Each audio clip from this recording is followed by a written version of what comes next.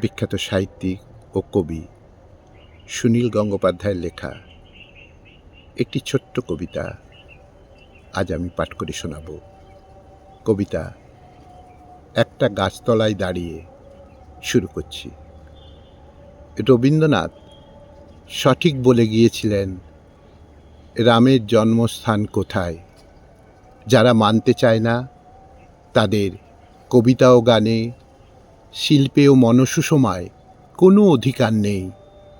যারা পুতুল দেবতা মানে না তারা ভুলে যায় মসজিদ, গির্জা, গুরুদুয়ারগুলিও আসলে পুতুল।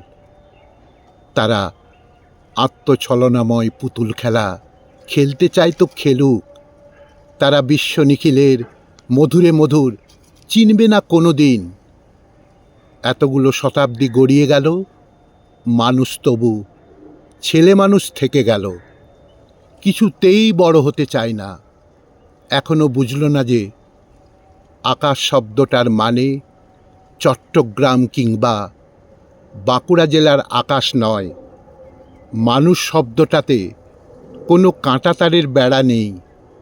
ঈশ্বর নামে কোনো বড়বাবু এই বিশ্ব সংসার চালাচ্ছেন না। ধর্মগুলো সব রূপকথা। যারা সেই রূপকথায় বিভোর হয়ে থাকে তারা প্রতিবেশীর উঠোনে ধুলোমাখা শিশুটির কান্না শুনতে পায় না। তারা গর্জন বিলাসী, অনুভব করতে পারে না ঐকতান। কিছু কিছু মানুষ আমাদের সাবালক করার জন্য মাথা খুঁড়ে গেলেন। তাদের বড় বড় ছবি ঝোলানো হয়, আসলে গ্রাহ্য করে না কেউ। আয় কানাই, আয় কামাল, তোরা আয়।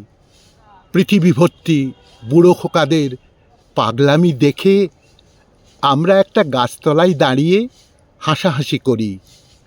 আয় কানাই, আয় কামাল, তোরা আয়। পৃথিবী ভর্তি বুড়ো খোকাদের পাগলামি দেখে আমরা একটা গাছতলায় দাঁড়িয়ে হাসাহাসি করি।